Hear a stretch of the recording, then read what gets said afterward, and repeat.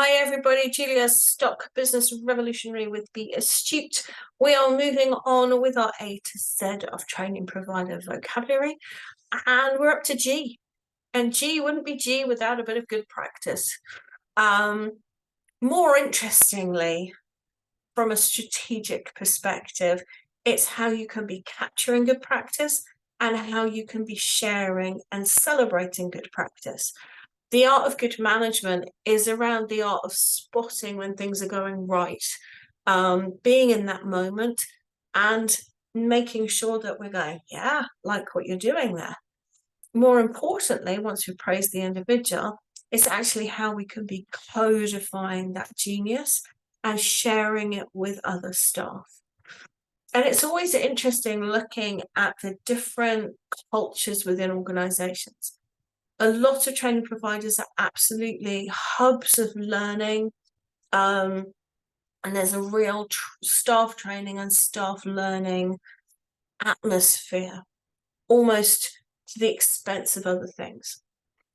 Other training providers are very focused on compliance, but they're less focused about driving good practice. There's a balance between the two.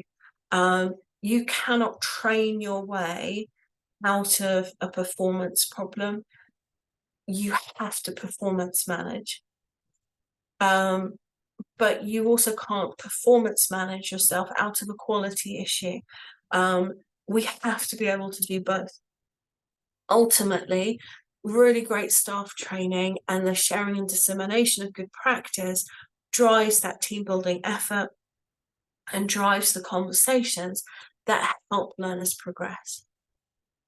Where you have most of your learners on very short, sharp delivery, the excitement around learner progression is less so.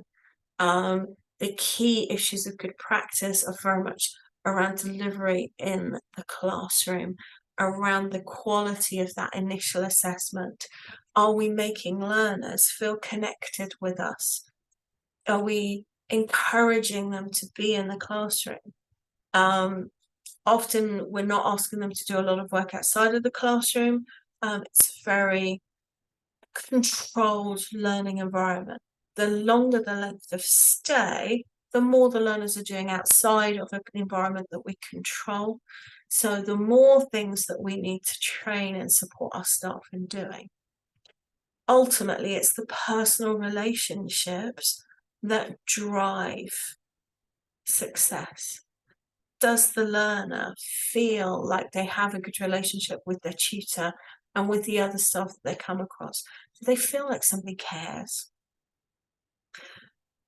Being able to describe what good practice looks like, as well as what bad practice looks like, and also potentially what amazing practice looks like, helps us to standardize across groups of staff, particularly important where we have staff working across different sites, where the tendency is for people to head off in different directions. And also there's going to be key areas to standardize across different programs, different subjects, different funding structures, can all lead to a different ethos. It's up to you to decide how much of that different ethos you want. Are you happy with that? And how much you actually want to standardize so that people can move around, which can significantly aid performance. So those are some thoughts on G for good practice.